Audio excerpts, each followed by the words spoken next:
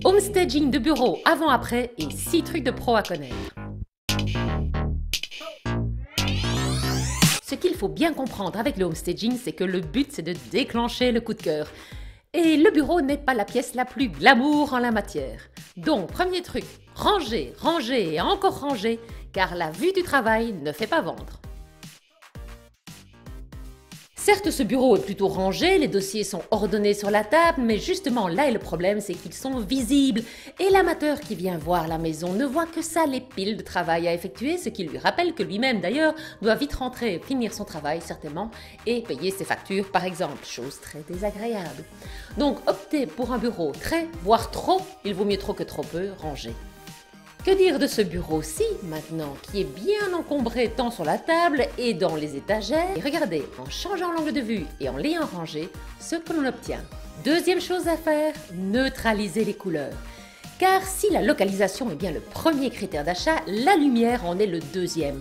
Et si la localisation ne se modifie pas, par contre, la lumière intérieure d'une pièce se modifie en la rendant plus claire, notamment en la repeignant en blanc ou en beige, ou en tout cas dans des tons neutres et très clairs. Prenons l'exemple suivant, vous avez un bureau qui est bien rose, non seulement il est sombre car il n'y a pas vraiment de lumière qui rentre par cette fenêtre avec vis-à-vis, mais en plus il est rose, extrêmement girly, difficile par exemple pour un homme de s'y projeter. La première technique est simple, qui ne demande pas trop de travail, c'est de ranger, de vider. Alors là encore une fois c'est peut-être un peu trop rangé, erreur de débutant, mais mieux vaut trop que trop peu. La deuxième chose à faire ensuite, et finalement ça ne nécessite pas énormément de travail, il a juste fallu repeindre un mur dans un ton crème ou blanc cassé, et voilà, on n'a plus le même bureau, celui-ci est lumineux, donc celui-ci se vendra. Troisième chose que tout professionnel sait, donner une identité, une fonction forte à la pièce. Rien de pire qu'une pièce qui ne ressemble à rien. Est-ce un bureau, une buanderie, un garage, une cave? Ça n'est pas clair. Et ce qui n'est pas clair n'est pas valorisé à son meilleur prix. Alors, ranger et réorganiser.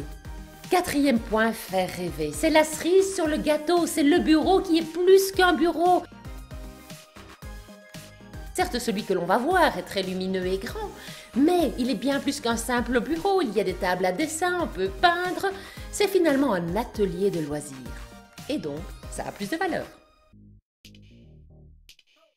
Voilà bien une chose tout à fait contre-intuitive, car la plupart des gens pensent qu'une pièce vide est beaucoup plus grande. Et donc, les heureux propriétaires d'entre vous qui voudraient mettre un appartement à vendre complètement vide se diront « Bah tiens, moi je ne devrais pas faire de homestaging, c'est déjà un problème en moins ». Que nenni!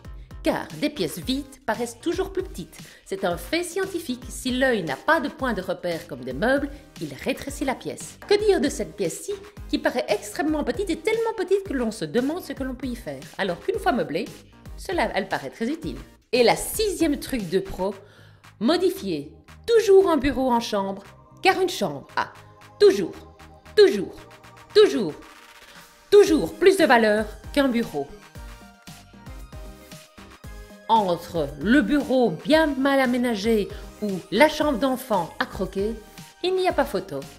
Alors l'homestaging n'est pas un caprice de nana, c'est quelque chose de fondamental. Ranger, désencombrer, neutraliser, harmoniser, réorganiser. Faites ce que vous voulez, mais faites quelque chose. Vous avez beaucoup à gagner. Je l'ai dit. Ah si, je l'ai dit. Bah alors maintenant c'est clair. Bon alors, à bientôt.